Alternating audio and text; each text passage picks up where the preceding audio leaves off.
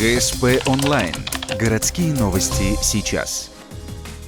Пятница, 12:00, школа номер 3. Сработала пожарная сигнализация. Горит музей. Огонь условный, тревога учебная. Время пошло. На эвакуацию 5 минут. Сейчас в здании 10 их служащих, 43 учителя и 703 ученика. Бывало, огнеборцы говорят, нужно заранее продумывать выход учеников младшего и старшего звена. Ведь если начнется паника, малышей затопчут. Сегодня с трудом уложились в 5 минут. Без заминок не обошлось. Мы долго определялись, где будет условный пожар. И вот в этой связи движение детей возникло. Потому что первоначально у нас был спортивный зал.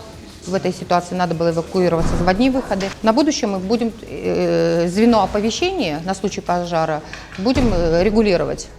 Пожарные выявили несколько недочетов. Например, автоматический голос, который говорит в здании пожара, в буквальном смысле заикается. Кроме того, перекрыт подъезд к школе. Паркуют автомобили в большей степени жители близстоящих домов. Также внимание обратили на изменения после капитального ремонта. Появилась лестница 3-го типа, та, что на улице. Прежде она была в аварийном состоянии. Кроме того, увеличилось число запасных выходов справа и слева в корпусах. Все быстро эвакуировались, без паники. То есть знания не подвели, так сказать. Хорошо обучают их преподаватели.